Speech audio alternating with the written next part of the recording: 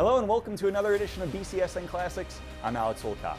Town bragging rights and a trip to the district championship game is on the line in this one as backyard rivals Northview and Southview face off in the 2012 district semifinals. Let's head out to Mercy Field where Mike Lissette and Rick Poland have the call. So play awaits the winner of this one, Northview and Southview in the other D1 district semifinal game from Mercy Field. And this presentation of BCSN HD brought to you by Nationwide Auto Finance, the biggest zero interest lot in the region for everyone. Along with Rick Poland, I'm Mike Lissette. Rick, this is game 2 of the doubleheader here from Mercy Field. We saw Clay come from behind to beat St. John's in dramatic fashion. Now these two backyard rivals go at it with so much on the line. Yeah, and I think all of Sylvania is here in this beautiful ballpark for this matchup. Joey DePotti leads things off for the Northview Wildcats, who beat St. Francis to get here. They come in with a 9-11 record, 3-8 in the conference.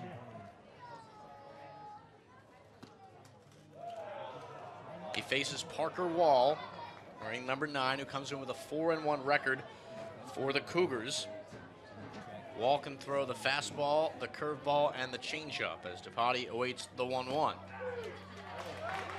that's a called strike. Our umpire calling balls and strikes behind home plate, Adam Schmucker. John Gurney is at first. Greg Hedden is over at third. And DePotti chased a bad pitch. He goes down on strikes, 1 away. Well, we're expecting another close contest in this one. These two teams face each other a couple times in the league. Very close contest both times. Probably be no different here. Tony Mazziotti with 1 out in the first. He tries to get things going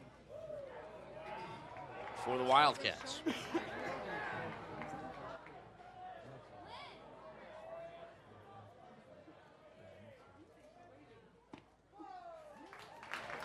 These two teams faced off 2 times this season, with Southview winning both games. The first game was close, the second game was not. Northview's been on a roll. They defeated a very tough Anthony Wayne team, 4-3.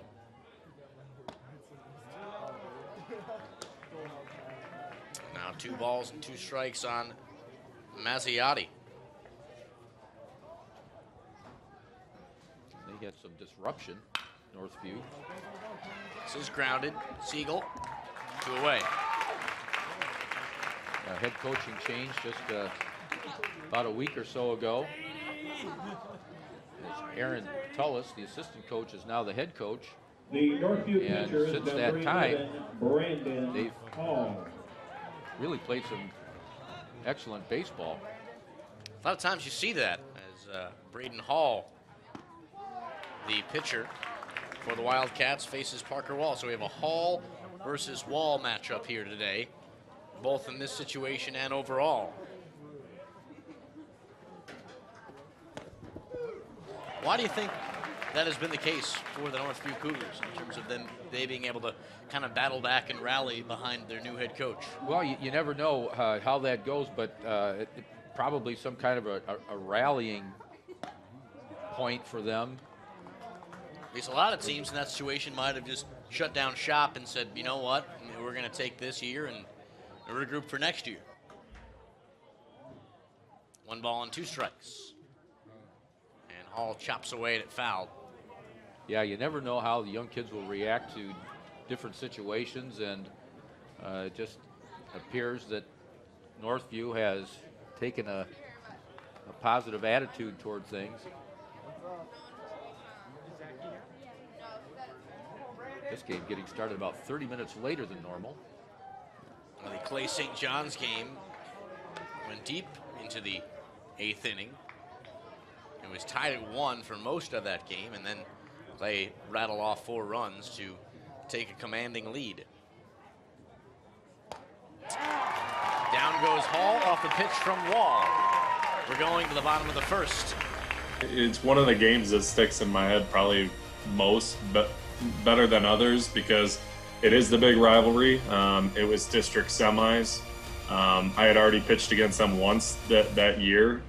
So, I mean, I knew I grew up playing travel ball against the opposing team pitcher, Brandon Hall. So we knew it was going to be a battle. He was a strong pitcher. We had a great hitting team. So I had the greatest group of guys behind me.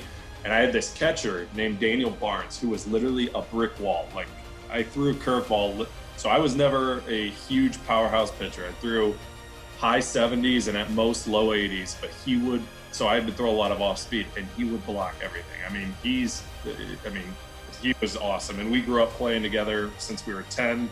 He was my best friend growing up. So we had such an awesome chemistry going through that game. And me and him were the only ones that were allowed to call our own pitches. So I do remember that.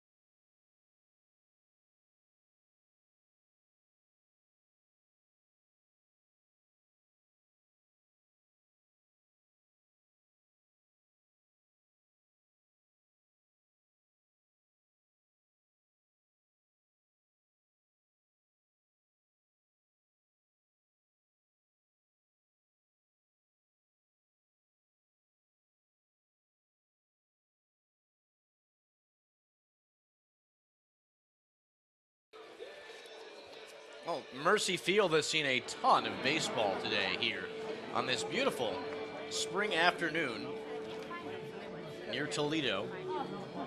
We've seen a little bit of wind, not a whole lot of wind, but a little bit, enough to disrupt things at various points. Well, enough too that as this evening progresses here and the sun goes down, that it's probably going to get a little chilly like it did last night in the nightcaps of the doubleheaders that were played yesterday. And there you see Brandon Hall. He's the starting pitcher for the Northview Wildcats. He comes in with a 5-3 record. He had a 2-hit shutout versus St. Francis in the sectional finals. He can do a couple different things: four-seam, fastball, changeup, breaking ball. He can do it all. For this Northview team, he has been responsible for really their rally, or at least part of the reason for their rally of late, following the departure of their old head coach and their new head coach. Ian Siegel leads things off and does so with a base hit. Well, that's a good start for Southview, jumping on the pitcher here early, and Siegel getting a ringing base hit. Fastball right down the middle. Up belt high. Hit it right back where it came from. Here's Jordan Grunberg, and he lays down the bunt, and it is going to be foul. We saw a successful bunt there in the earlier game in this doubleheader. Laid through for a base hit. It's like Grunberg kind of dragged that ball down the first base line.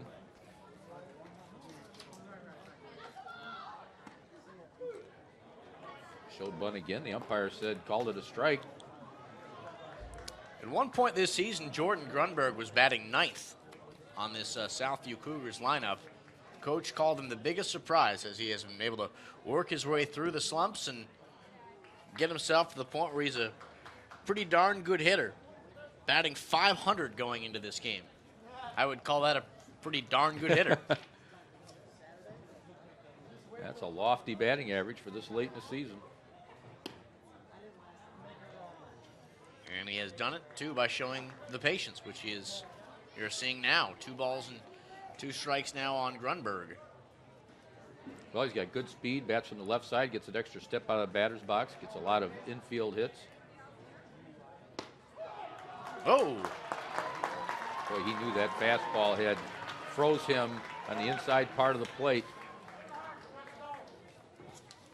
So here's Chris Estrell as we take a look at the replay of the nice pitch from Hall. Chris Estrell. Right on the inside corner. Here's Chris Estrell. He is facing off against his cousin, another Estrell, who goes by the name of Cody Estrell. They are cousins, one on Southview, one on Northview. Well, not surprising in that with these two teams nestled in the same city. Cody's off in right field right now. These kids played ball together in the summer, played on this, a lot of them on the same Sylvania Mavericks team. Probably played in each other's backyards, sandlots, every place else as they were growing up. And Siegel goes towards second. It's going to be grounded towards short. Napati able to get the out.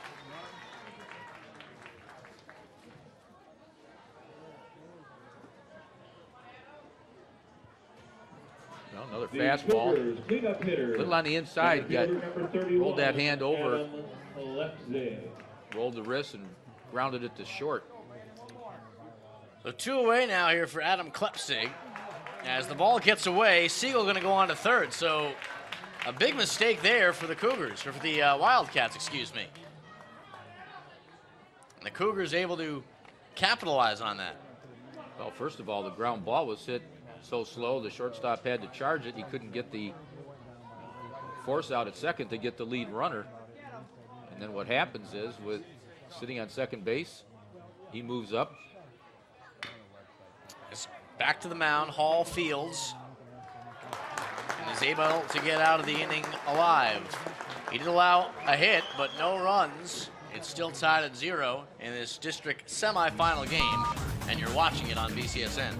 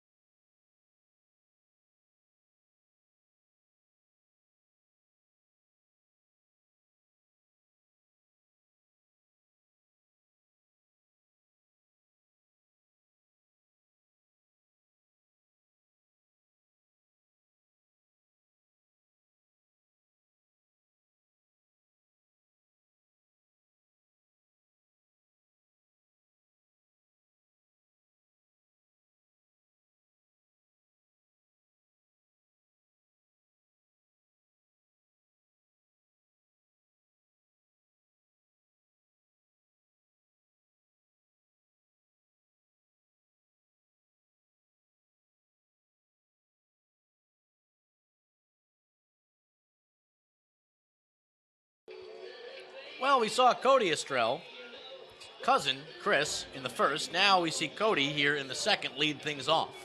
It is a family affair in this Division I district semifinal game between Northview and Southview from Mercy Field, along with Rick Poland. I'm Mike Lissette. As we take a look at young Cody, getting ready for his first at-bat of the game. I think it'll be a challenge for you to keep all these names, families, relatives, we have all in line. 2 Estrells, a Wall, and a Hall. Number 12, Cody Estrell. Parker Wall did a good job in that first inning, 2 strikeouts. No hits allowed, no runs allowed, more importantly, as Cody Estrell tries to change that for Northview.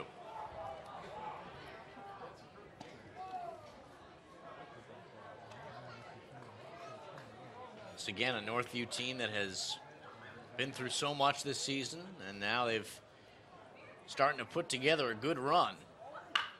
Estrell digs away at it. It's past Hall, also past Borst, base hit.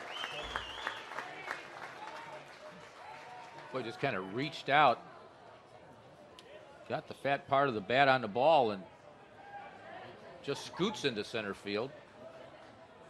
The Wildcats catcher is number I guess the technical term for that is a seeing eye single. That ball had eye. Yep.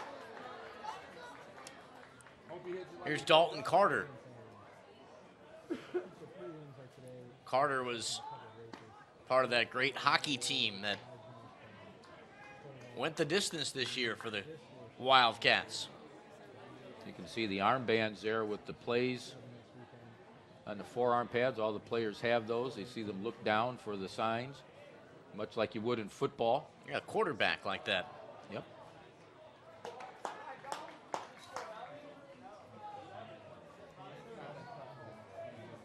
Talking to Ed Mock about Parker Wall, not a guy that's going to beat you with power. He's a guy that has a lot of pitches and is going to beat you by being consistently good. And he's a tall, lanky right-hander that gives you a lot of motion, a lot of elbows and knees. Disguises his pitches well. Just tries to keep you off balance and uses his defense.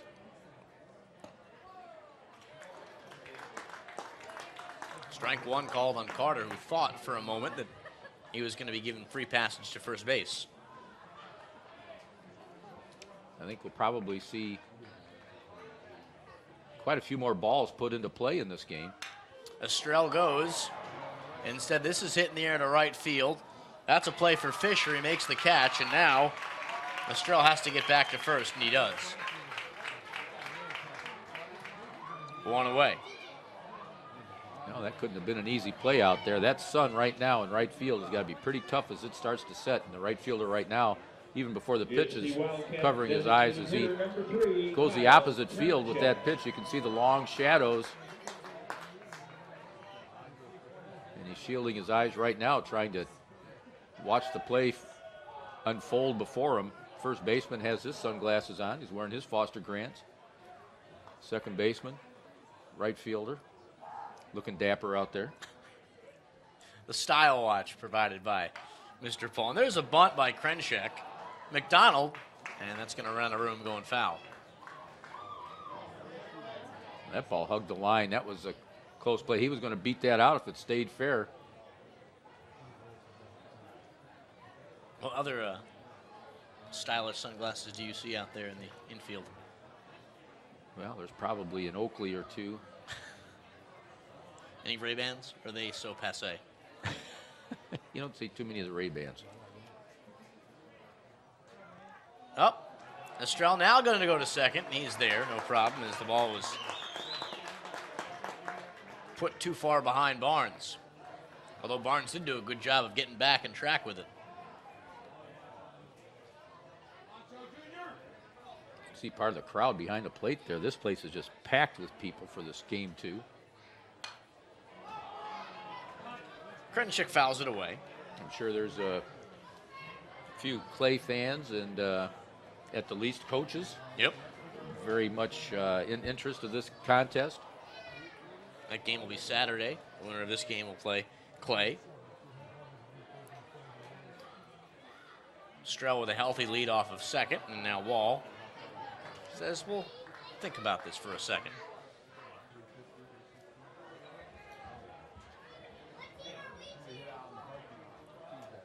The 1-2. Here's a ground ball. Siegel has it. Gets the second out. Well, now Northview has a runner at third base. Each team getting a runner in scoring position at second and getting them moved to third one way or another. Both times with 2 outs. Here's Aaron Archambault. He bats .238 this year for Northview. I think this will be a game, Mike, that might be determined by the team that comes up with those big 2-out RBI hits.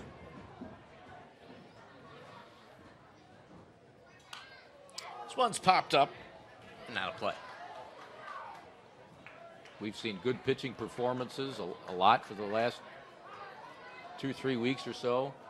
And we've seen a lot of clutch hitting, getting those 2-out RBI hits that have been differences in ball games.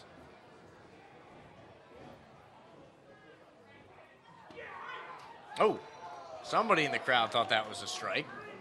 Well, the catcher was set up outside. And when that happens and the catcher makes the play without moving the glove, it excites the crowd a little bit. I think they're just trying to get excited no matter what. I think they're just an excitable group. That was not close. Both these fans anticipating on each pitch. Oh, strike 3 called. Aaron caught looking. No runs allowed. Still tied at 0. There was more people watching that game than any game we'd ever played in front of it. We had the stands packed. Northview had all their people that came out. I mean, when I remember when I was pitching, I didn't talk to anybody. Nobody was allowed to come near me. It was just, I got in my zone, and it was just a cool vibe. I mean, Mercy Field is an amazing field. I remember that's where it was played. So we got the privilege of playing there, and it was just a really cool vibe. And I mean, both teams were in the zone. It was a game that not only we needed to win to move on to the next round, but it's Northview. So I mean, we're trying to beat them at whatever it takes.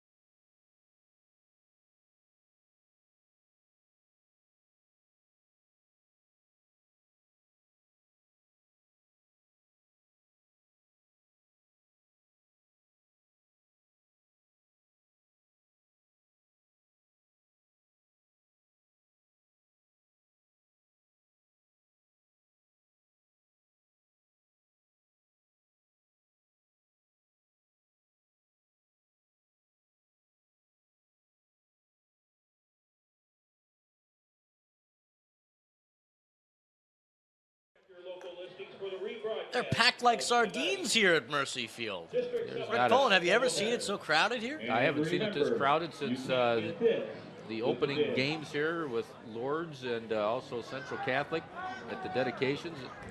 This is really a huge crowd. Like I said, I think all of Sylvania is here. And they're lined up down the fence, down the foul lines too. If you go to the town now, it's actually a ghost town. There's nobody there. Nobody there. All here. The shops are closed. To an outsider, what is going on? Can't get a pizza south at Sylvania. Parker Wall leading things off here in the bottom half of the second inning, and he does so by grounding to Mazziotti. One away.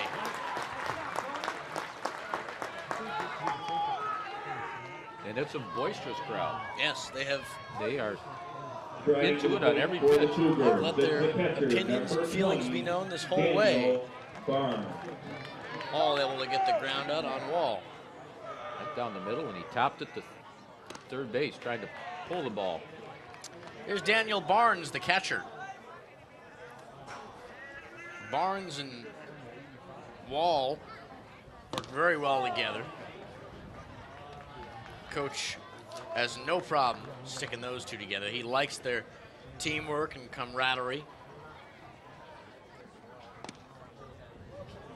Brandon Hall's a little harder thrower than Wall, but still a contact type of pitcher who tries to move the ball in and out and up and down and change speeds to get you to hit weak ground balls or line drives in the shortstop. That was a well-hit ball from Barnes, and he gets a base hit. Second base hit of the game for the Cougars. Ball hit hard, looked like it was headed for center field. It's kind of sliced back towards the shortstop, and I thought he was going to make the play. And number 21. That was a good effort by DePofi, but he just could not get the glove completely around the ball. Yeah. Here's R.J. Fisher. There's that changing wind again, blowing out towards left. You mentioned Hall being a power pitcher. They say, though, his best pitch is the changeup, believe it or not. Well, in a lot of times, and there we see it right there, because of the giddy-up on his fastball, when he pulls the string, and you're looking for that fastball, and he's got the same arm speed, and it looks like a fastball coming out of the hands, he gets the hitters out in front like we just saw there. It's outside. Nice play by Carter to make the save. time he threw a little slider up there, but he started it off the plate to begin with, and it kept going away. 1 ball and 2 strikes on Fisher. Runner goes, doesn't matter, it's fouled away. Barnes is darting towards second. I'm not surprised that Ed Malk is trying to generate something here on the base pass. Put those runners in motion, utilizing the hit and run. Trying to put pressure on the defense. Whoa! Ooh, I think that nipped him. Yeah, it did. The old shirt sleeve walk to first.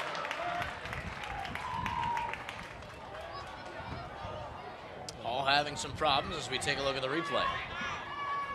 Turns away just like you're taught, and just barely brushed the uniform as it went by. Of course, you could only see that accurate detail by the HD on BCSN HD right here. You can see every flurry of, what did you call that earlier? Cottonwoods. Cottonwood rolling by. I mean, this is an HD picture right here. Oh, another one that almost caught that sleeve. Griffin McDonald stepping out of the way at the last moment. Now, is Hall having problems with his command, or is he just trying to take control of the plate? Well, you know, sometimes when pitchers switch from the windup to the stretch, they lose a little bit of their control. Well, it turns into a mechanical thing. Right now, he's asking for a new baseball, although he'll get that one back at some point in the game. And now he wants to talk to the catcher and say, hey, can you help me out here? What am I doing wrong? And Carter just informed him. Also, too, I think they're a little concerned of maybe the runner at second base picking up signs, and they might want to change things up a little bit there. Yeah, Barnes in second, Fisher off of first. Reached a moment ago after getting hit by a pitch. There's only 1 out here in the second inning. And now he's in some trouble.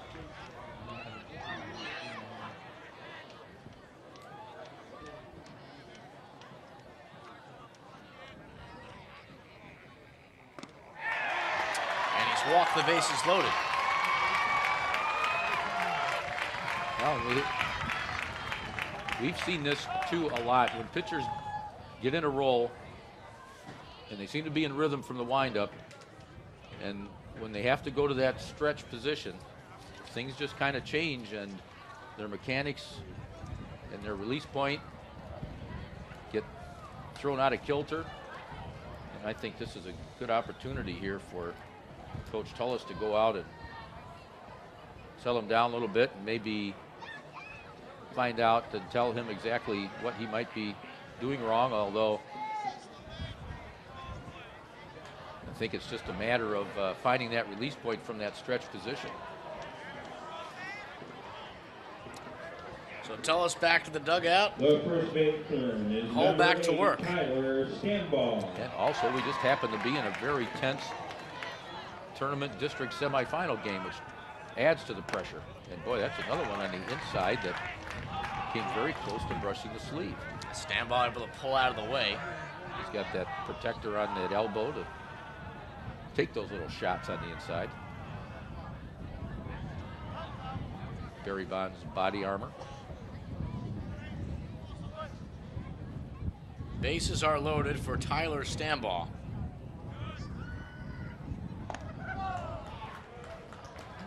That gives the hitter confidence to stay in, not pull off the ball, not be afraid of getting nicked on that elbow or forearm. Stanball batting, by the way, .256 with 5 RBI. I'm sure he wouldn't mind a couple of them here. And you can see he does not give ground on that inside pitch. All starting to get a little nervous here. Got that runner at third with less than 2 outs, so that's situational hitting. You want to get that ball in the green, get that run in. Stanball fouled away.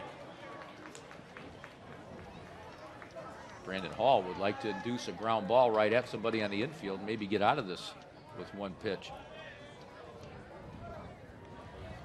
Saw a nice double play in that first game of this doubleheader. That came at a big time. Well, this is a good double play field because the bounce is true, the ball gets to you quick. That's up high. He wants another baseball. He's probably going to get the same one back that he didn't want. Now, why the would first he? time. What is his problem? Do you think? Well, I think right now he's just fighting with himself, and changing the baseball is just a psychological thing for him.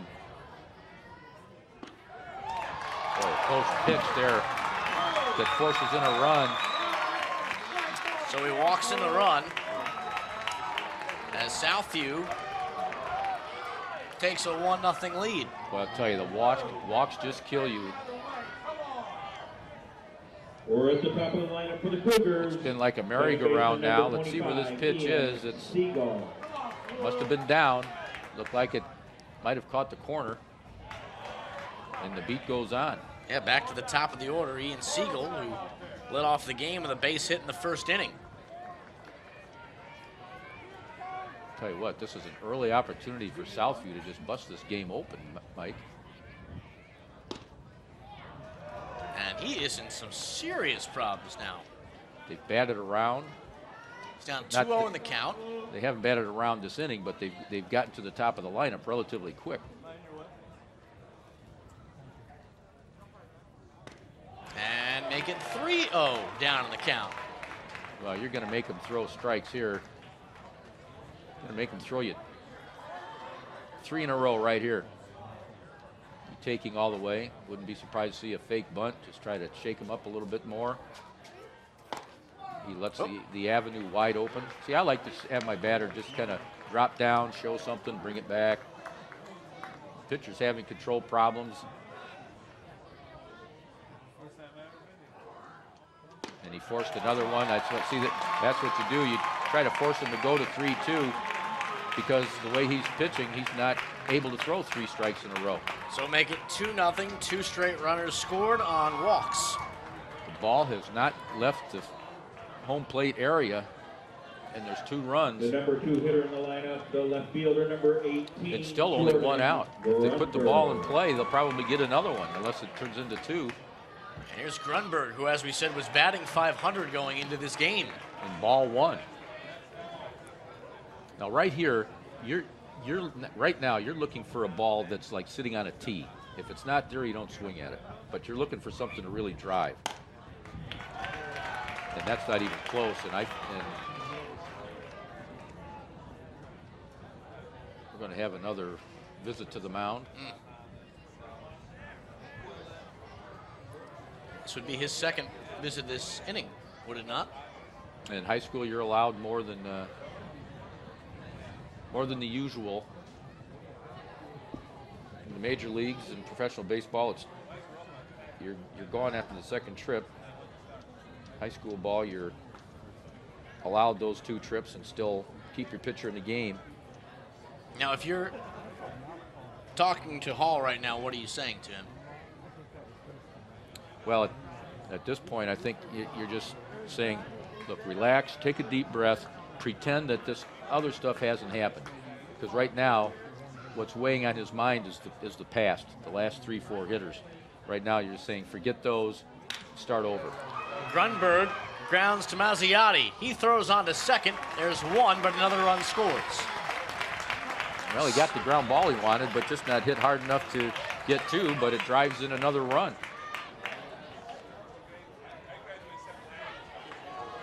So make it now. Boy, that was a good pitch, too. Right down the middle, about thigh high. Just hit easily off the end of the bat to the third baseman. That's out of play. So we make it 3-0 now in favor of Southview. For Southview, the designated hitter. And really, for all intents and purposes, if you can get out of here right now, only down by 3, it'd be almost a moral victory with all the free base runners you've given. I mean, this is a big-time opportunity for Southview to just bust this game open. 3 walks in this inning. Batter hit by a pitch and a base hit. Oh, that's going to get away from Carter. Here comes another run. Make it 4-0 Southview. Well, another run comes in, Mike, for free.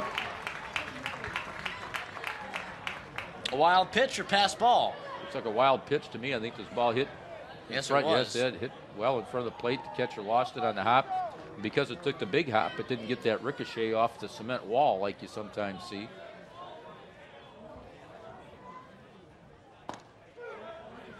And now Estrell, he still has a chance. No, Southview's just looking for that big hit, Mike, that one big hit that'll just kind of bust this thing open a little bit. That's fouled away. Wow, that was not a good 3-1 swing. That pitch was a little off the plate. He kind of reached for it. That would have been ball 4.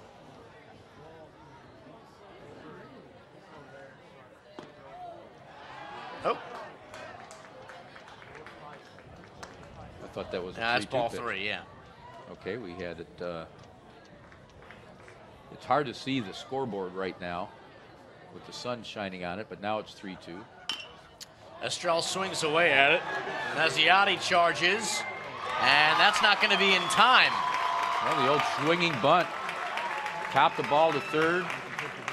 Combination of good speed at the plate and a slow roller.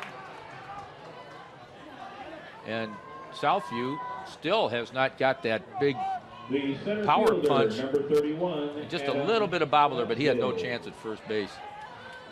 Here's Adam Klepsik. And Southview, if Klepsik can come on base, they will have hit round the order in this second. And right now, the catcher, Dalton Carter, turning around to the umpire and saying, where was that pitch? Oh. He had to go way outside to save that one. That could have been a 5th run. You know, he's made some good pitches here, Mike. He's induced a couple of easy rollers. One of them, unfortunately for him, turned into an infield hit. Klepsik watches that one sail past him. 2 balls and 1 strike.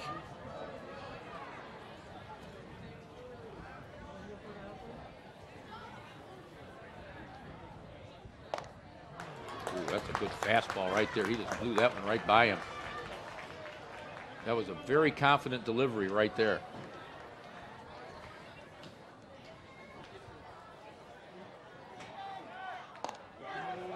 Oh, I got him looking. Strike 3, but man, oh man. Southview can thank Northview for that inning. They scored 4 runs. They didn't even need a base hit to do it with an RBI. An ugly inning for the Wildcats.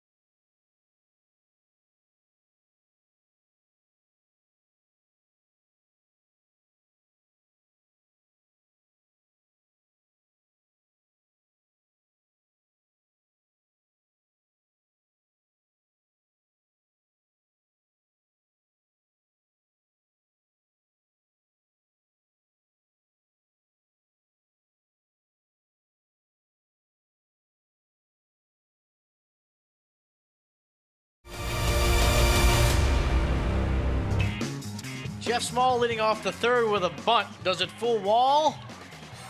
Oh my, he was able to beat the throw. Well, he got it close enough to the line that it was a long run for Parker Wall to get to the ball. And I'll tell you what, right now, a throw from that area, and I think that's a good offensive move right there. Watch the first baseman. See him put his hand up to his eyes. A throw coming from home plate area towards first base is very difficult to see. Here's Connor Hartnett. Hartnett batting .213. The Northview Wildcats down 4-0. They gave up 4 runs in that bottom half of the 2nd inning in this D1 district semifinal game. We talk about every run counting. that inning, they gave up some. They themselves gave up some. So a lot of freebies. Letting those runners get on for free, not letting them put the ball in play, making them put the ball in play. The walks just come back to haunt you. Walks kill. 1.3 straight walks from Hall. And before that, a hit by pitch. And it could have been worse. A 2-1. That's inside. But Northview needing base runners, trying to come back, peck away one run at a time early in the ball game. Try the bunt and are successful in getting that leadoff man on.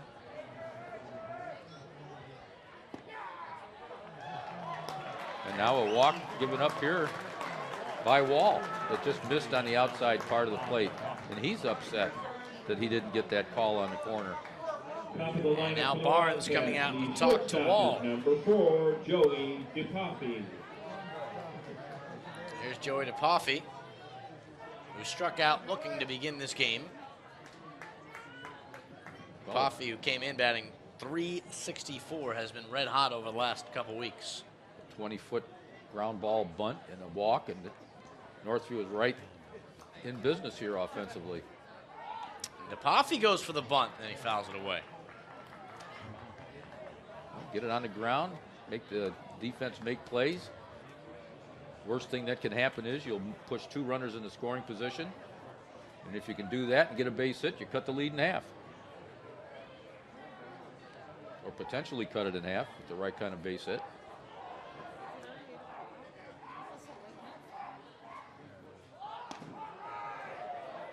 And that's what you have to do if you're Northview. You just look at it like, hey, we'll just get it back 1-2 runs at a time.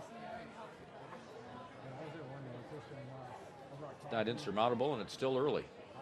1 ball and 1 strike to DePaffy, and he reaches hard for it. Wall reaching for the bunt. He doesn't know where to throw. He throws to first. It's not in time. Well, he was coming up like it was predetermined, and they're talking to the bench about what's going on. Usually this is predetermined, who's got coverage at third base. And right there, I think what the play was that the pitcher would have coverage on the third base side, and the third baseman would stay home. And oh, how quickly things can change. We go from it being 4-0 with not much momentum for Northview. They've now loaded the bases with no outs here in the third. And not sure what the official word on that hit was. What would you score that? well, he didn't make a play at another base, so I presume that they would just call that an infield hit. So the pitcher just kind of ate. Well, he did make the throw to first, and he beat it out. Yep. So score that a hit? Yeah, if he did not make a play to another base. And I think that was a come to Jesus meeting right there out on the mound. Ed Mock talking Yes. to Parker Wall. That was a stomp out to the mound, and I think his first words were to the third baseman. Speaking of a third baseman, Tony Mazziotti, as it gets away from Barnes, and no one going to go anywhere. But Tony Mazziotti is the third baseman for the Wildcats. He's up now. Grounded out in the first. He now has a chance to change the feel of this game. Mazziotti batting .370 going into this game.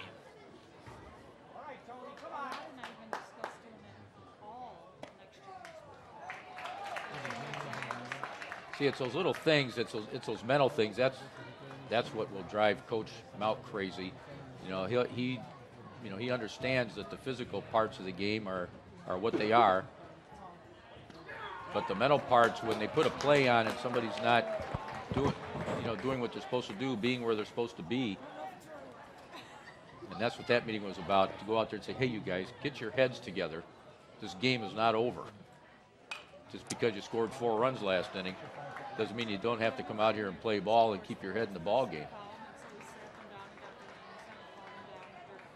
I don't think Southview's taking it easy, but all of a sudden Northview's just playing some lively ball. Well, playing small ball. That's fouled away, and barely. And it's small ball can be very effective. When you put pressure on the defense, you put it down on the ground and you get the defenses moving around, and you force bad throws or you force mental mistakes. 2 balls and 2 strikes now on Mazziotti. And he drives it in the air to left. Grunberg giving chase, and it's over his head. No one had a play.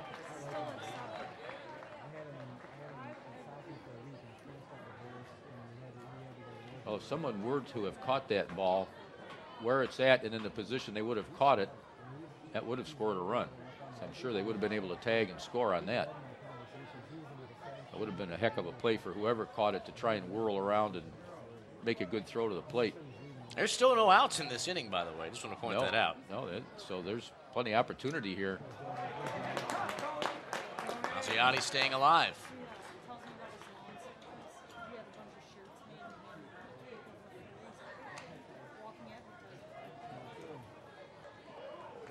Northwood has to come out of this inning, Mike, with at least a run. Oh, with the bases loaded and nobody out? Well, and just psychologically, they have to get a run this inning. I've seen teams many times not score with bases loaded and nobody out. Oh, it's happened. I mean, Yeah. I'm not saying it hasn't happened, But the fact that they're down by 4 and they had a bad last inning, it's psychologically they need to scratch a run across here. here's the payoff, and it is a called strike 3. Mazziotti thought he had a free pass. Wow. He did not. Usually you don't see that when the catcher doesn't catch the ball clean, and look at that. He kind of reached out, he didn't catch it, and he called that a strike, and Coach Tullis is coming down and asking him how he could possibly do that. And you can't argue balls and strikes. That's automatic ejection, so you really have to use your verbiage in a very tactful way when you're coming down to do that. Here's Brandon Hall, who struck out in the first. Remember, there is still only 1 out for this Northview team, and they've got the bases loaded, so that should not set them back too much.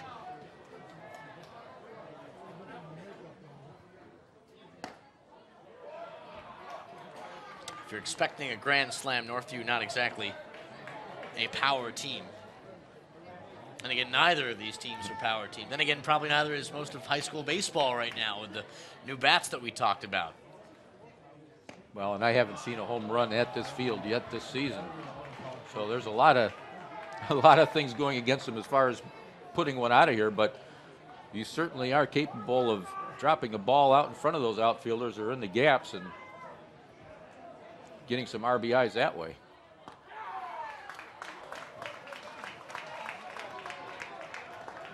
Three balls and 1 strike now on Hall.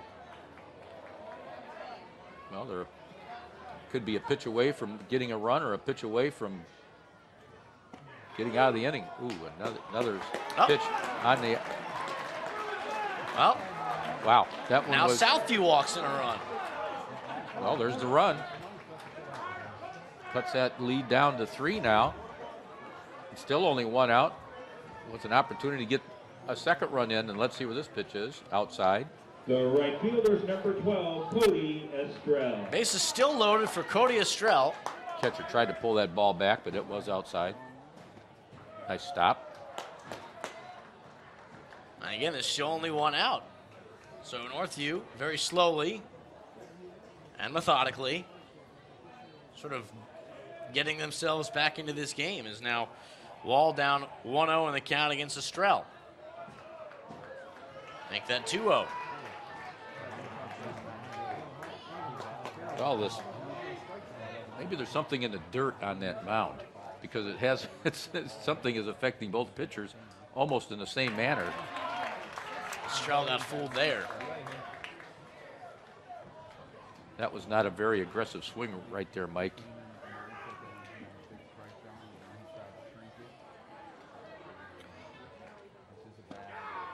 Estrell with a team high 11 RBI going in this game for Northview. So if there's anyone that can, and that is expected to drive in runs, it is him.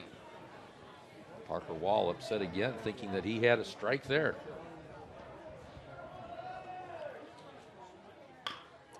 And this is grounded back up to Wall. He's going to throw home, and it is going to be in time. Able to get the runner going home. So good job for Southview, at least protecting the run. Well, it looked like this ball might be trouble as he tops it down the third baseline, but he got a little bit close to the mound. And Wall able to get it and make a good throw to the catcher. The catcher is That was a very light tag there. Dalton Carter. Dalton Carter, who flew out in the second. Well, And now there are 2 outs. Catcher turns into a first baseman on that plate. He just has to make sure he has his foot on the plate to get that force.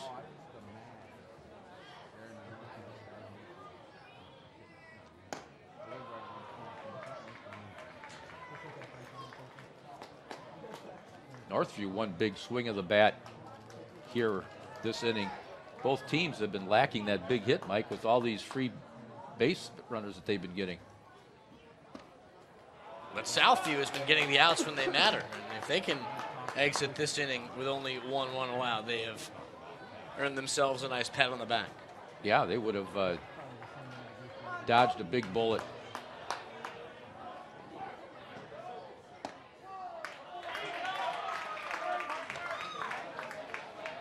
This is the Division I district semifinal game. The winner plays Clay on Saturday.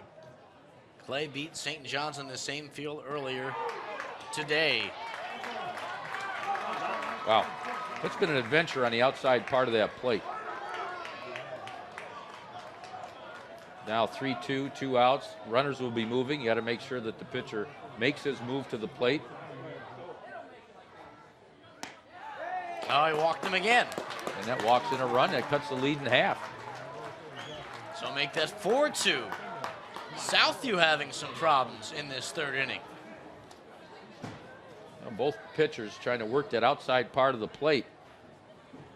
And they're only touching it occasionally based on the calls from the umpire. Number 3, Kyle Krenchak. Kyle Krenchak walks to the plate. He's 0 for 1. Grounded out in the second, came into this game batting .350. I was going to say, as the designated hitter, he's probably got some life in the bat.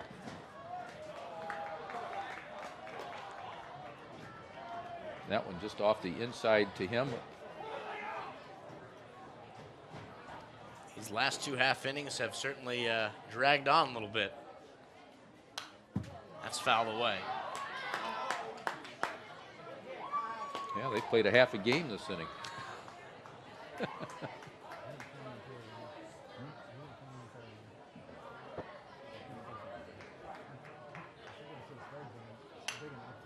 That's fouled away again.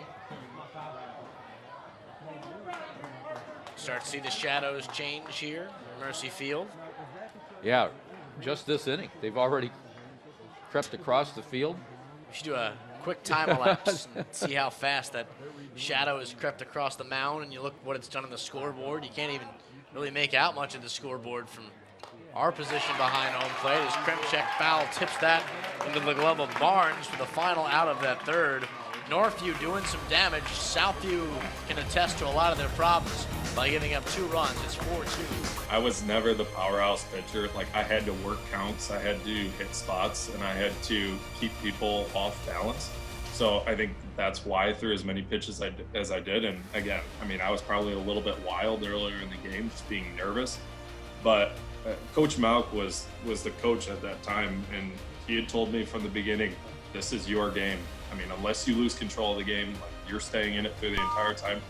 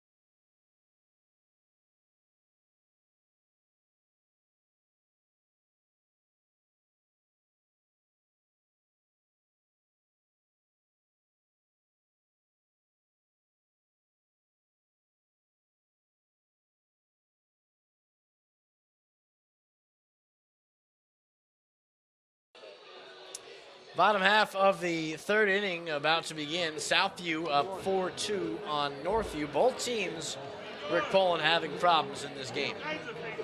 Well, games are won and lost on pitching and defense, and both teams all of a sudden, the pitchers are not able to find the strike zone and putting a lot of guys on for free. And actually, Southview dodged the big bullet there, only allowing one run to Northview, who had the bases full for most of that inning, just not able to come up with that big hit. There's Brandon Hall, who had a real humdinger of a second inning. He was able to recover, and now he faces Parker Wall, who had himself one heck of a third inning, and not in a good way. And there's a good thing there's nobody on base, because that would have been an easy path to a stolen base. Well, let's see how Hall does here working from the windup. He didn't get the chance to do that much last inning. Boy, he's missed by a lot on the first two pitches here. At this point, it's got to be psychological for both pitches. You almost expect Parker Wall to go to the mound and talk to Brandon Hall and say, I've been there, buddy, it's okay.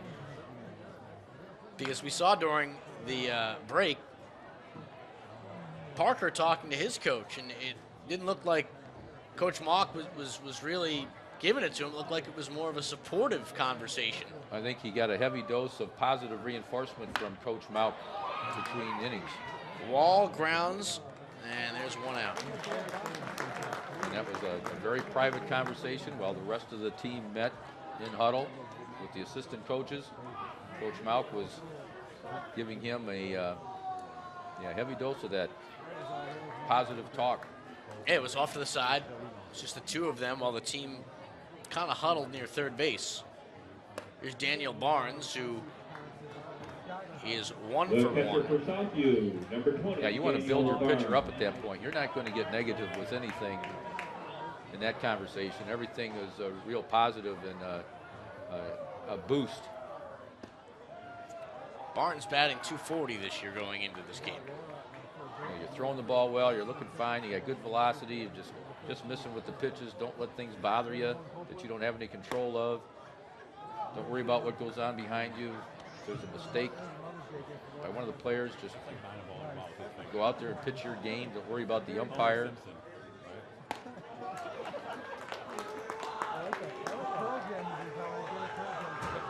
Barnes is now in front 3-0.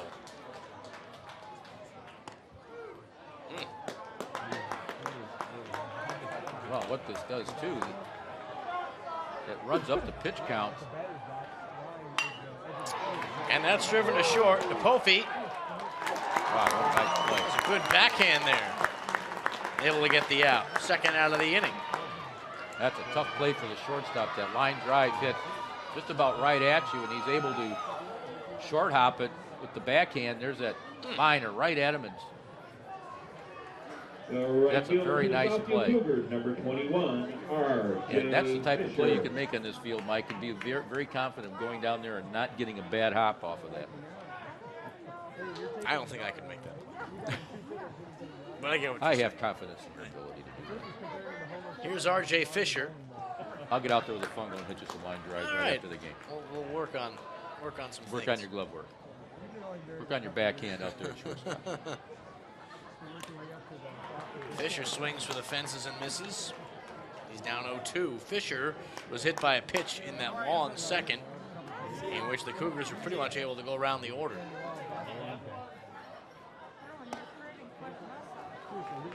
Well, that shadow has almost worked its way across the mound. The pitcher is still in the sun. Now that does create a little bit of an illusion as the ball comes out of the sun and into the shade. Fisher goes down looking. Southview not able to get anything, but they still lead 4-2 going into the fourth.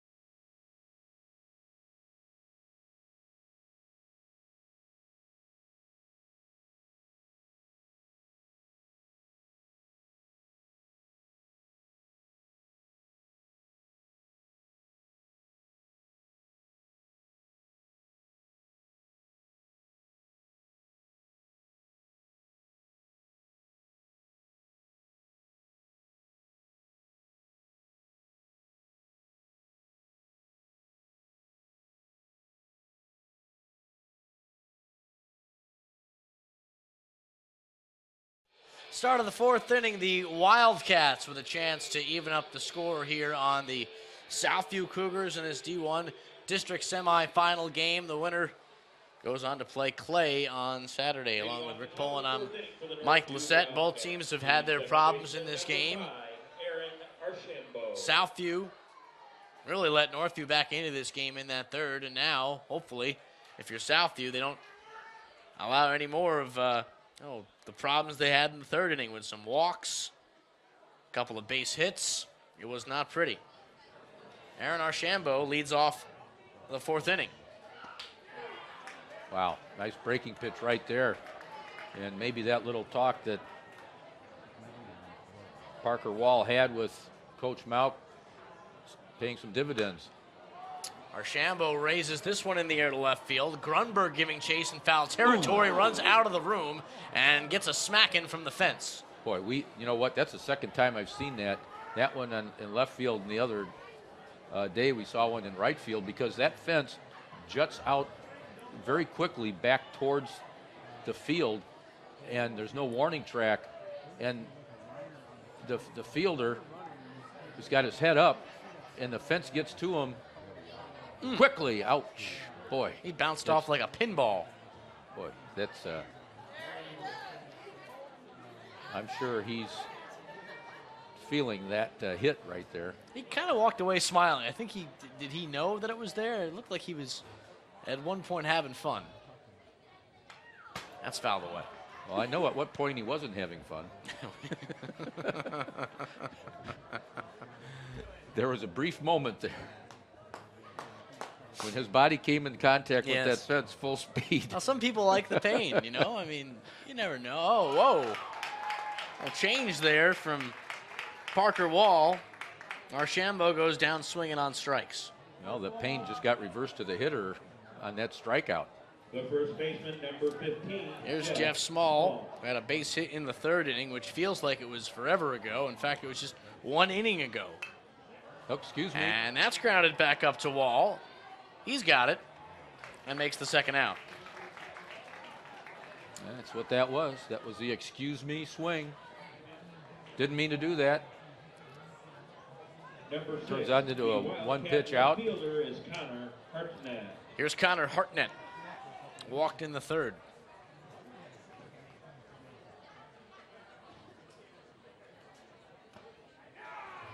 Well, and after an inning of traveling through the corn maze that Parker Wall was waltzing through pitching-wise last inning, he's 1 out away from going 1-2-3. I always get a kick out of how in baseball, teams like to mirror each other. You get a 1-2-3 inning from one side. A lot of times you'll get a 1-2-3 on the other side. Then when you have a really long inning on one end, you'll have a follow-up inning that's long on the other end. And it looks like that's what we're doing here is Hartnett 1 strike away from Northview going down 1-2-3. Matching your competition. Sometimes in a good way, sometimes in a not so good way. Most of the time you'll see that in the pitchers' duels where they're just battling each other and the pitchers are matching each other pitch for pitch. And I guess even in a situation like this where they were matching each other pitch for pitch in a negative way. Sports a lot of times is as much psychological as it is physical. Probably more so the higher up the ladder you go. And Connor Hartnett goes down swinging. Got him with an off-speed pitch. 3 up, 3 down. 4-2, Southview still in control.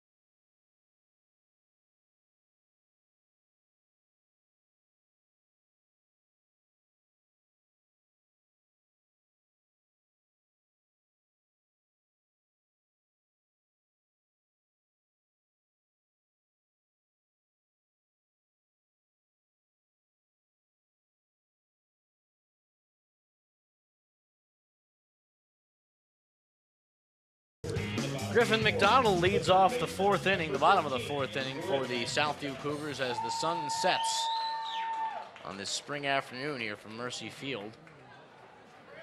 It was getting a little colder now as the temperatures drop into the 50s. McDonald reaching a walk in that long second inning for the Cougars, in which they did their damage and scored their 4 runs. Anyone who came out to this game dressed for the 60-degree afternoon is regretting it. Small able to make the play at first, as again, that might have been a tougher play than it looked because the sun still shines in that part of the infield. Yeah, still some areas there. Coach Tosca down there talking to the first baseman. They're both kind of looking up in the air and saying, hey, it's still a little tricky down here, isn't it? Here's Stambaugh, who is also reached on a walk in the second inning.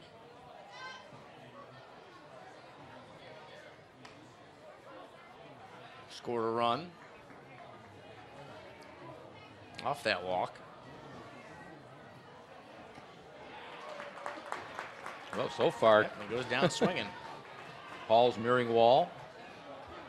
This is back and forth. I think both pitchers, Mike, are much more comfortable, have much better command, much better rhythm working out of their windup. When they get a guy on base, it just seems like that's when they have the most difficulty. There's Ian Siegel, who this is already his 3rd time up. It's been a busy day.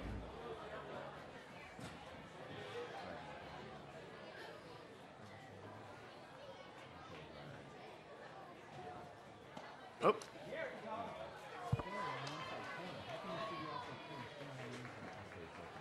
Call that a strike? I believe they did, yes. He doesn't give us a very demonstrative call. There's one. And there's the 4th. 1, 2, 3. 4-2 in this D1 district semifinal game.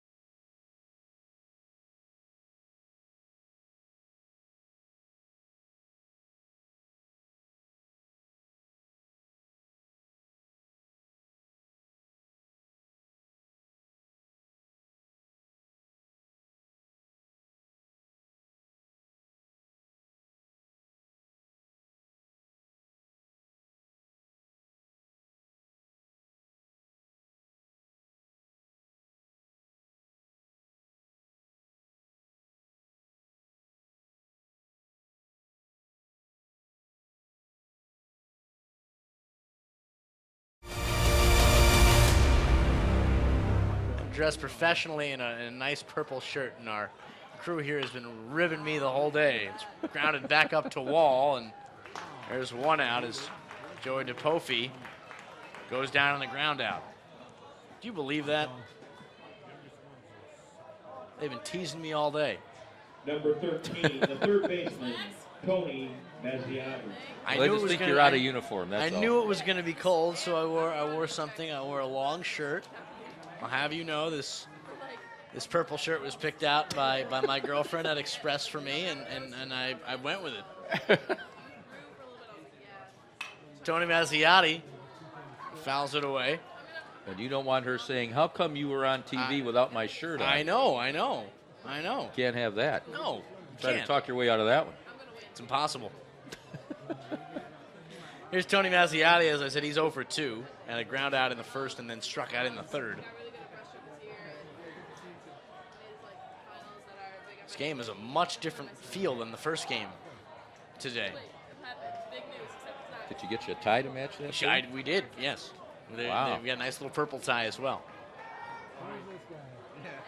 Cost me $800 bucks, but you know. So couldn't we just get a, and that's driven in the air to right field. Pepsi going back for it, so is Fisher, and he makes a nice catch. Reaching up with his hand and able to get the grab for the second out of the inning.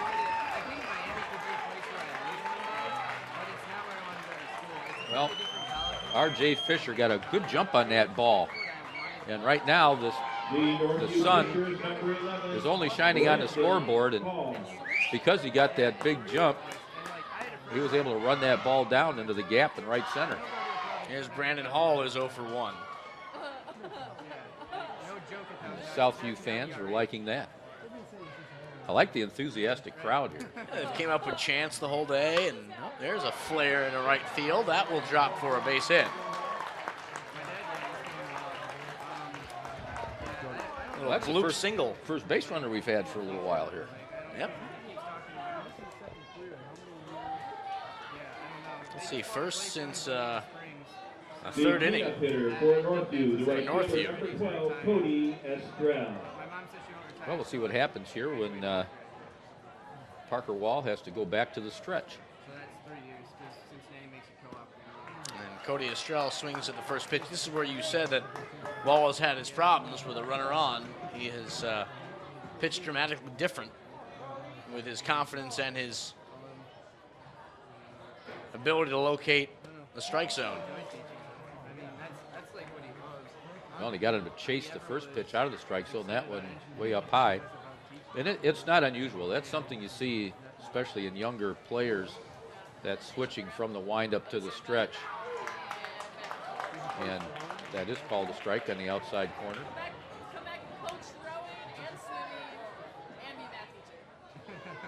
Hitters are going to have to go out after that pitch, Mike, at some point. Especially when you're down, 4-2. You got to start getting aggressive. I know that sometimes the calls there have been inconsistent, but you're going to have to force the issue and take that pitch the other way. Well, now he's worked it to 3-2. Cody Estrell, as we said, is a cousin Chris on the Southview team. It's a family affair today. Here's the payoff. And he lost him. And he walks Estrell. So all on to second. Estrell goes to first, and now here's Dalton Carter. And even though this game's pace has slowed down dramatically, and Southview has led this entire way, this is no gimme that they're going to walk away with this thing, especially considering the circumstances right now. Well, and the control problems continue here for Wall. He got 2 quick outs. And then with the base hit, has to work from a stretch and has a difficulty finding the strike zone. That's going to be popped up. Stambaugh giving chase. Stambaugh makes the catch. A big grab to end the 5th. No runs allowed. Southview still up 4-2 in this district semifinal game.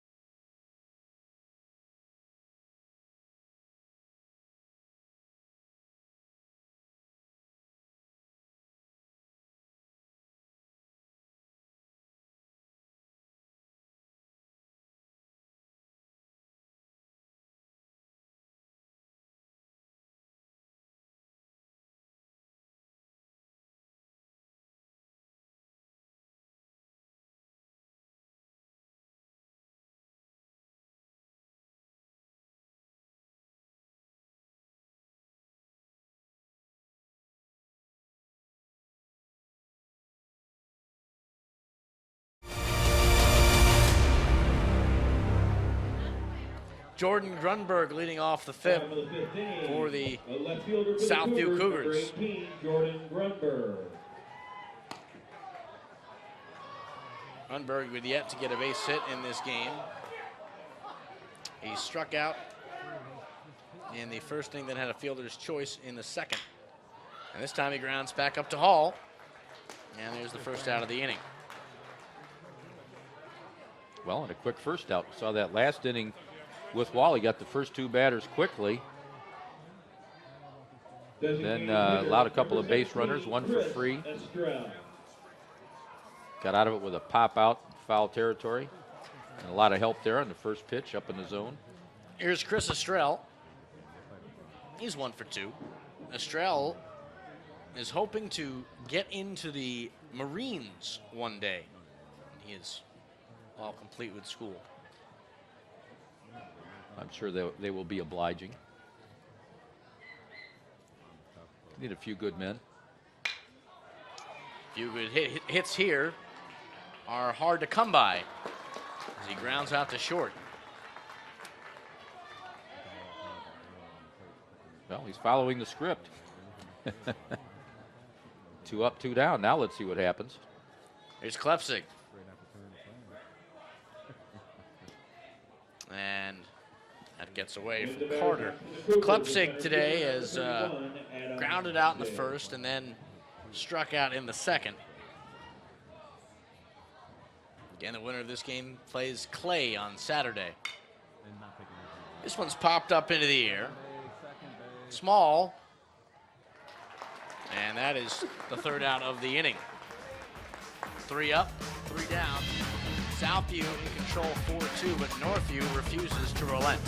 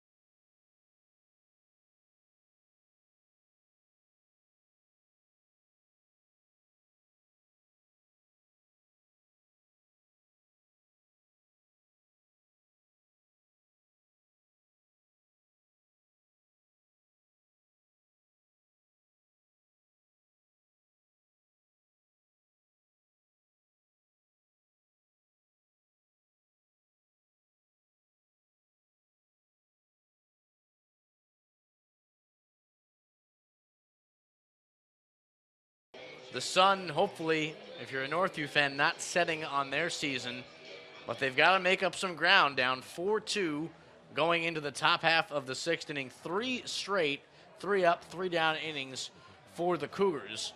And Northview, who had put together a couple of good things in both the third and the fifth inning, only able to get 2 runs out of it. So they have really got to get themselves going if they want to overcome those mistakes. Kyle Kremchek leading off the sixth. And a called strike as Parker Wall continues to battle in this one. I think the key here is for both pitchers to just stay away from any more base runners so that they can just work from the windup and attack these hitters. Little help there again up in the zone.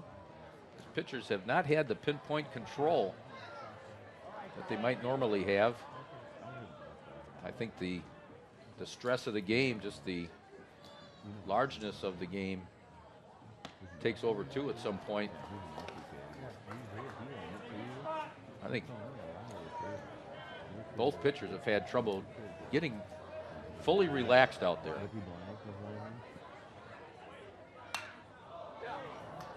That's going to be driven foul. As we've said, it's hard to get control today. Umpires have certainly called this, I don't want to call them out, but they've called it interestingly. And it looks as though that's maybe rattled both pitchers. Right now, Wall seems to have the most success with his fastball. His breaking pitch just doesn't. He doesn't seem to be able to command it that much. There's a fastball there, swung on late. But he's got the advantage of having the 2-run lead, so he can afford to challenge these hitters a little bit more. And on the other side, Brandon Hall, he can't afford to give up any more runs. He has to be more of a nibbler. And Kremchek smacks it the other way. What a great play by Borstad, short, long throw, not in time. Well, that would have really been some play if he would have been able to gun him out at first base, but it started off being a really good play, just getting to this ball as it's hit like a shot. Oh, and he does the little slide there.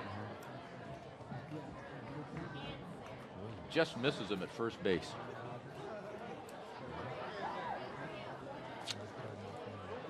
And it looks as though we're going to have a new batter here. Ryan Rogers stepping in for Aaron Now Archambault. batting for the Northview Wildcats is number 7. He's a Ryan sophomore. Rogers. He catches and also plays outfield.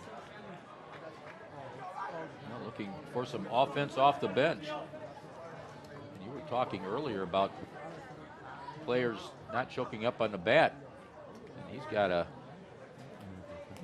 good 1.5 inches off that knob to help give him better bat control. Kremchek off of first. And that's not what he wanted to do. It's just fouled away into the stands. I think that hit our cameraman, if I'm not mistaken. I actually hit him on the back. James is describing to the fans how close that ball came to him. Up there on the roof. Here's the 0-1 to Rogers. Just misses the inside corner. Count 1 ball and 1 strike. As it gets a little bit darker here at Mercy Field. Lights are starting to take a little bit of effect. Tough time to hit right now. This is that twilight time where the ball is a little bit harder to see. The lights haven't taken over fully. There's still some brightness in the sky. Still enough sun there to cast some light. Throw back to first, and Kremchek able to get back there in time.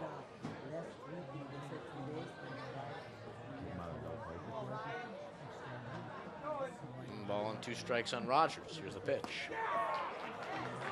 Crowd wanted a strike 3, instead hits a ball 2. This has been a long day for Parker Wall, but he has stayed strong. Rogers pops this up into the air. Barnes giving chase. Wall and Barnes collide. And I believe that was a catch. Yes, it was. Well, Parker Wall, I think he had the best shot at it. But you really like to have your third baseman come in and take charge of that. The catcher, he's not equipped. He's still got the mask on. He didn't flip it off. Small. Somebody has got to say, I've got that. Exactly. Somebody, got to be communication. And the way Wall was going after, it looked like he was going to have the best shot at it. Jeff Small. But it turns out being an out. Yeah. A big out. Small fouling that first pitch away. Small is 1 for 2. Kremchek remaining off at first. And that's grounded to third. McDonald makes a great play. I think he caught that right in the air. Brilliant catch for the second out. Yeah, he went right down to his knees. He got a big grin on his face because this ball got to him so quick. It's a line drive, and he's right down on his knees to catch that ball. 6, Connor Hartnett. Down there in the catching position. He's all right, he says. Connor Hartnett, 0 for 1. I'm sure that was a little difficult to see. Boy, that ball was tattooed. Northview running out of time here. Potentially down to their final 4 outs. That's what happens when you throw strikes, Mike. Sometimes you get lucky and they hit it right at guys. And actually, it's not that much luck because the pitcher has the advantage. He's got a lot more guys behind him to help out. The hitter's there alone.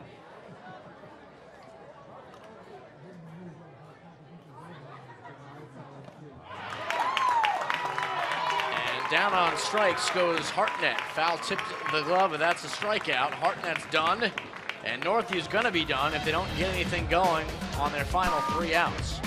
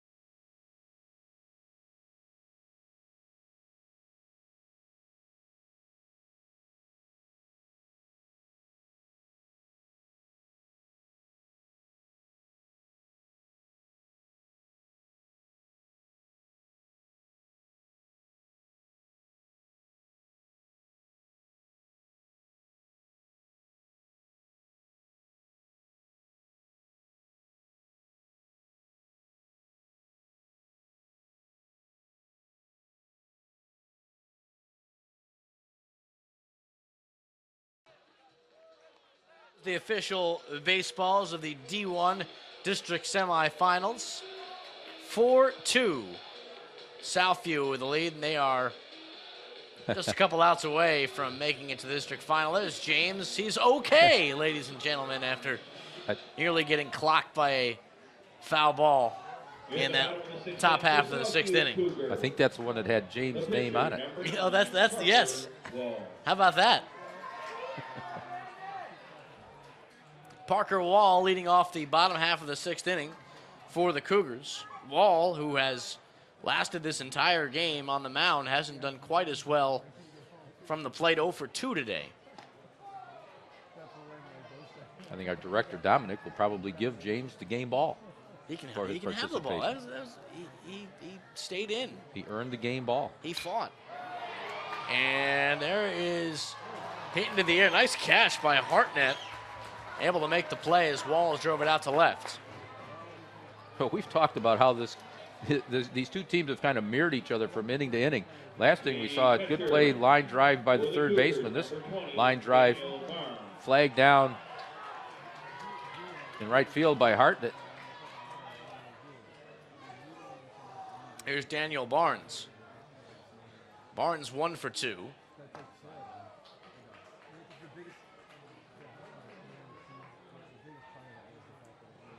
Scored a run there in the 2nd inning. Boy, look up at that scoreboard. It's just been a strange ball game. Each team has only scored in 1 inning, and both innings were really odd in the fact that there were so many walks and just so many struggles for each team to get through that particular inning, and every other one is a 0. Only 8 hits on the board and no errors. A couple hit batters. Here's the 1-2. Struck out swinging did Barnes. 2nd out of the inning. Northview is holding strong here. They just got to get some runs to tie this up. The right fielder is number Here's 21, R.J. Fisher. R.J. Fisher.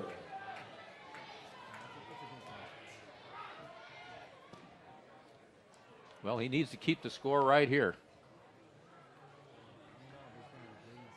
Fisher's 0 for 1 was hit by a pitch in the 2nd and struck out in the 3rd. And here he lines to the short. DePotti making a great play to dive for it and then throws him out at first. That was a wonderful diving play by the shortstop.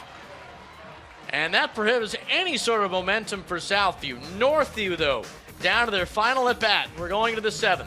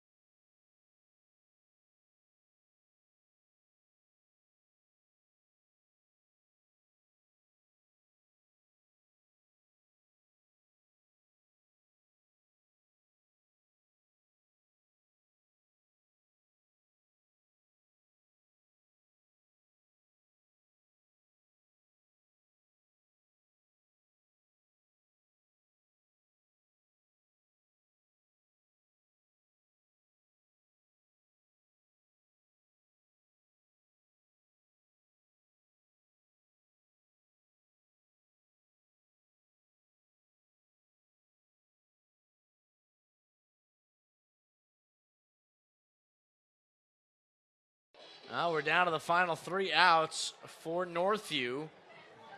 Trying to keep their state tournament run going. But Southview, with other intentions on their mind, if they can get these outs, they're on to the D1 district finals, where they would play Clay on Saturday. Joey DePoffe, who made that brilliant diving stop at short, leads things off in the 7th inning. Seems like that always happens in baseball. And now he grounds it out. McDonald charging, loses it, throwing to first, not in time. Wow, that all-important leadoff man getting on base for Northview. That brings a tying run to the plate. This ball is that's the do-or-die play at third base. The third baseman charges it, hoping that that ball comes up into the glove on that second hop after the big hop. Just couldn't quite get there for the big hop. Here's Mazziotti. It was 0 for 3. Well, we'll see how Parker Wall does from the stretch here, Mike. It's popped up and out of play. That's a big first batter here in the bottom of the 7th. Down by 2. You need a base runner. You get it. Very first hitter. And that's up high. Parker Wall continues to work through this game. He's had some ups and downs. 8 strikeouts. This one's grounded to Borst at short, and he bobbles it. It gets through his hands. DePoffe onto third. He's going to stop. Mazziotti going to stay at second. Wow, a tailor-made double play ball at second base, and the only thing I can think of is he took his eyes off of it in his hurry to get the ball to second base, because I have not seen this happen on this field. Boy, it went right through the legs. And here comes Ed Malk out to talk to his team to calm them down, because you got the go-ahead run at the plate. The tying run's now at second, and everything is working for Northview at the moment. Well, again, he's got to calm his pitcher down, because I'm sure he's starting to feel that negativity that he felt in that top of the bottom of the top of the 3rd inning. Well, we saw extra innings in the first game of this doubleheader. It is not out of the question that we could see it here.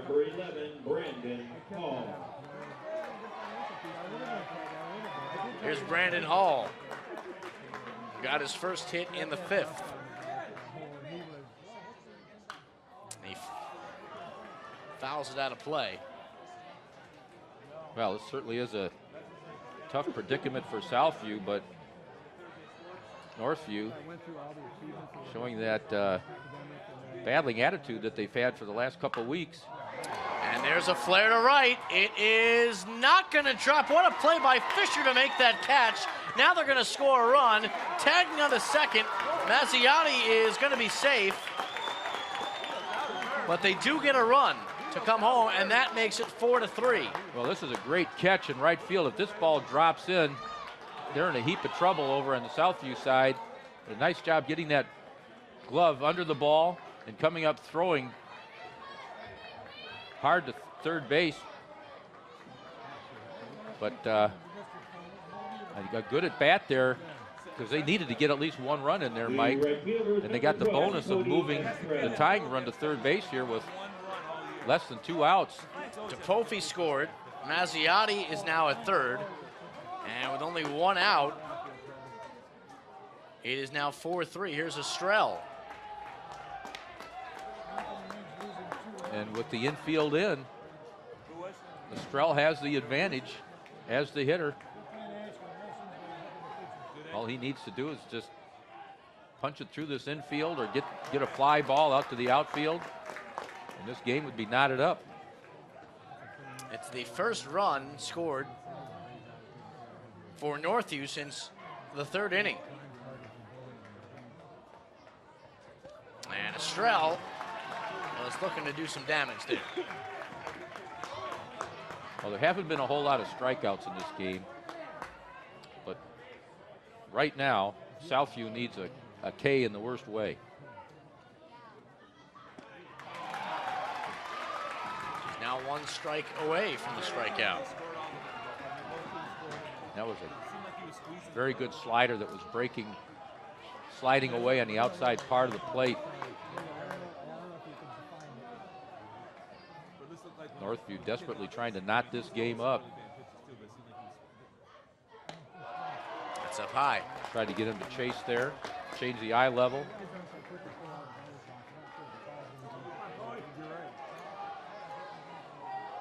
Just good patience by Estrell. And now here's the payoff from Wall. Oh, Struck him out.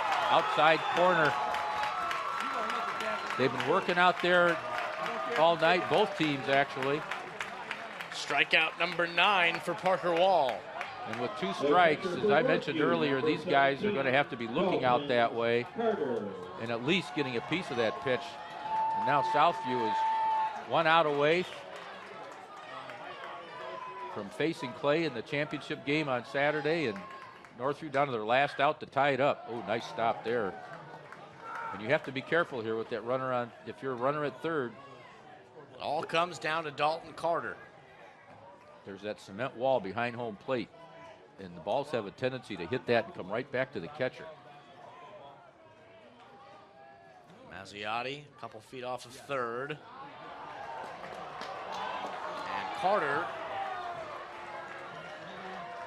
now ahead 2-0 in the count. Infield back. Outfield is pretty much straight up.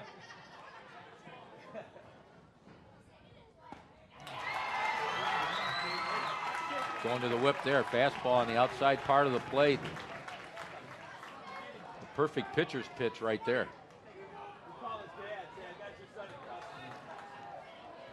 Parker Wall, 2 strikeouts away from a win. Excuse me, 2 strikes away from the win. Now it's 3-1.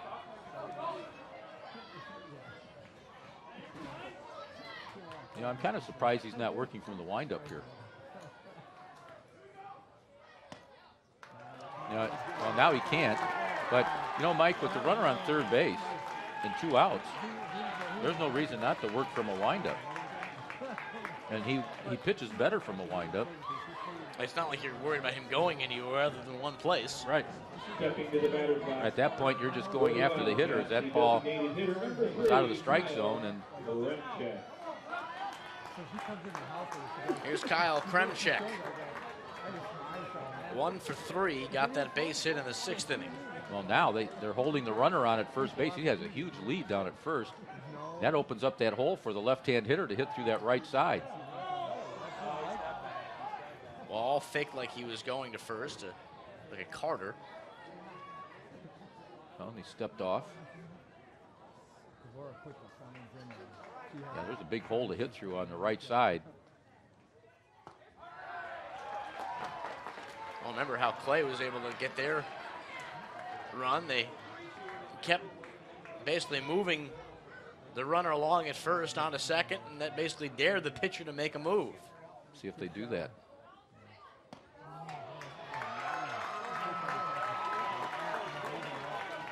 One ball, one strike on Kremchek. You have good speed at third base.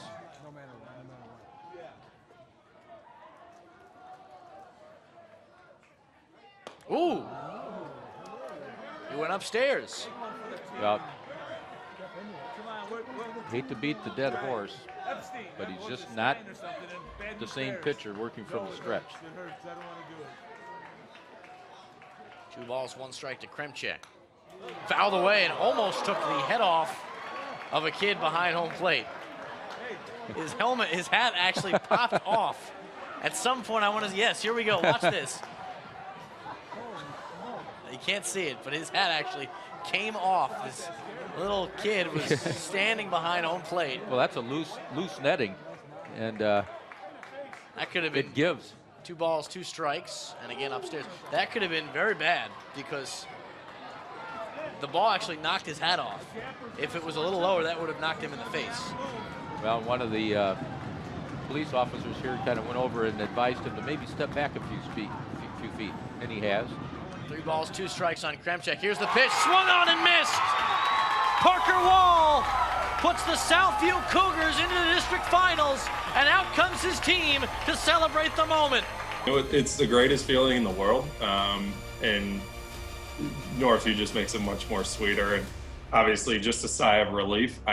What was unfortunate though is I knew I wasn't going to be able to pitch the district finals game, and one thing that I will say is, I mean, we had this amazing hitting staff. I mean, we hit one of the highest averages in the entire NLL, but we lacked in pitching depth. So I knew that Clay had some powerhouses that we faced in the district finals. So I knew that we were up against a tough battle. I mean, it was enjoy that moment, but we knew that there was going to be a tough one to come. A gutsy performance from Parker Wall led Southview over their rivals, all through a complete game, striking out 9 on 135 pitches to advance to the district title game. That was as far as the Cougars would get, though, as they fell to Clay in the district championship just a few days later. We hope you enjoyed this look back at the 2012 Division I district semifinals between Northview and Southview. We'll see you next time on BCSN Classic.